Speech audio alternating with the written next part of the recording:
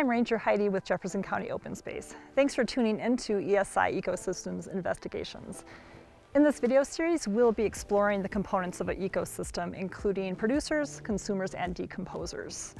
One of my favorite things about being a ranger is that every day I get to become an ecosystem investigator. I love getting out there and being curious and discovering things about the natural world. Today, you are going to get to be an ecosystem investigator as well and explore the world of decomposers. Before we get started learning about decomposers though, let's go over what an ecosystem is. An ecosystem is made up of living and non-living things and their interactions in a specific place. Living things might be things such as plants, animals, insects, fungus. And the non-living things, soil, snow, dirt, fire. Ecosystems can be large like the vast Great Plains, or small like a rotting log, or anything in between. Earth is one big ecosystem. Today I'm visiting you from the Ponderosa pine ecosystem in the foothills of Jefferson County. You can be an ecosystem investigator right in your neighborhood park or backyard. The most important thing to remember no matter what ecosystem you're exploring is that everything is connected in an ecosystem. Because everything is connected, that means you and I and all humans are part of them.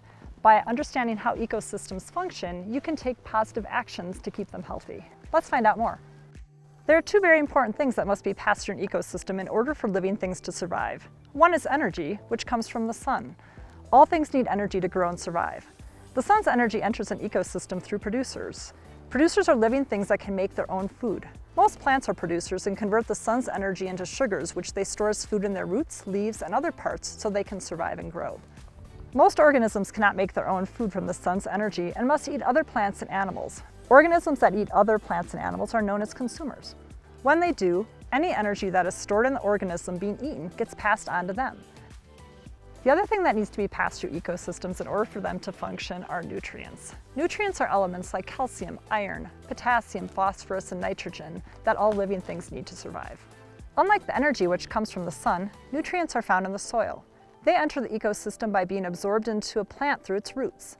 When an organism eats a plant or plant eater, those nutrients are passed up the food chain. A large number of nutrients are found in decaying things like animal scat, this one's a rubber replica, dead animals and their parts, or decaying plant material. However, the nutrients found in these things would never be released into the soil again without the small organisms we're going to be talking about in the video. Who are these small recyclers? Decomposers.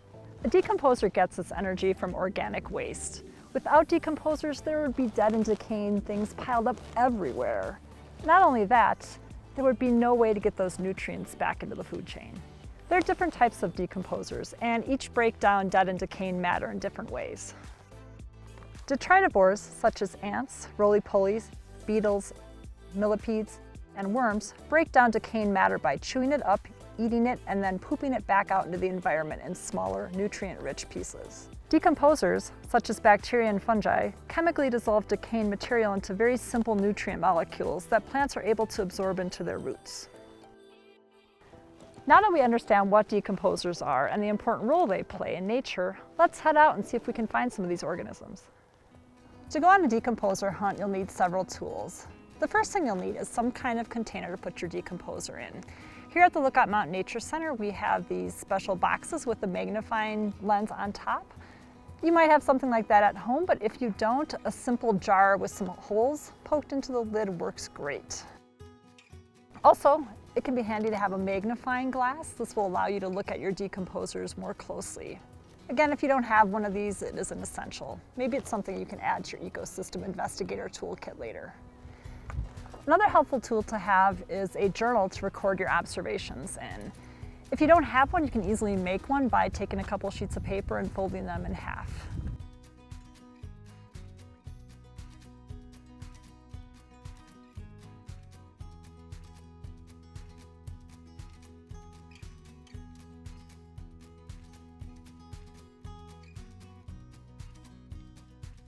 Having some knowledge of decomposer habitat when you're searching can be helpful.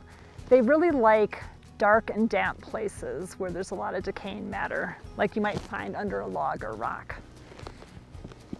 So when you're looking under a rock, it's really important to lift it up And then after you're done searching, put that rock back down exactly as you found it. If you think about it, this is like a roof of an animal's home, and we want to make sure we leave that home in the best condition possible. Also, some rocks will have lichen growing on top of them, so we want to make sure that stays sunny side up so they can survive. When you're flipping rocks too, the safest way to do it is to flip it away from you. So if there's anything underneath that rock, it has a good escape route. Let's head out and search.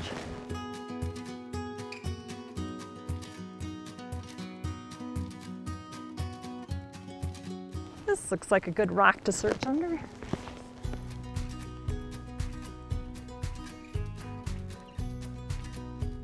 All right. Looks like there's a few things under here. Treat the decomposers gently. Make sure to carefully release each decomposer where it was found. Centipedes, beetles, and ants may bite, so be careful. You can use a stick to scoot these creatures into your container for viewing. Looks like there's a little millipede there. So I'm going to put it in my bug box or jar, if that's what you have. And I'm going to pull out my journal.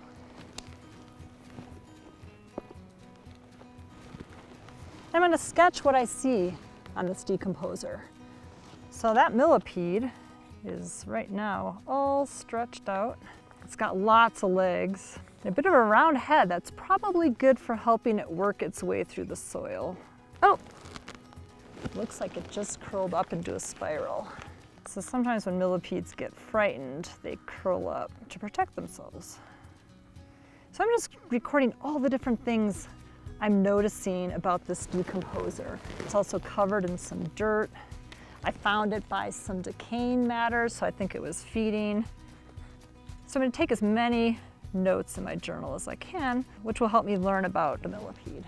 Once I'm done, I'm going to make sure to carefully release that millipede back under the rock. It's already running away. I'm going to carefully flip the rock back, exactly as I found it. And then I'm going to move on, see what else I can find.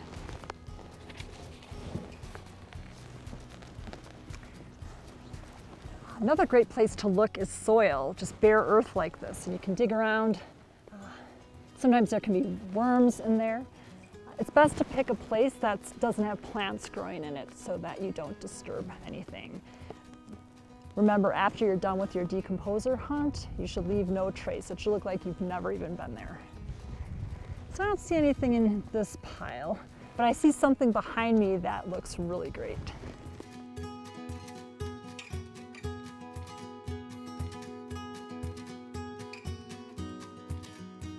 Rotten logs are one of the best places to look for decomposers.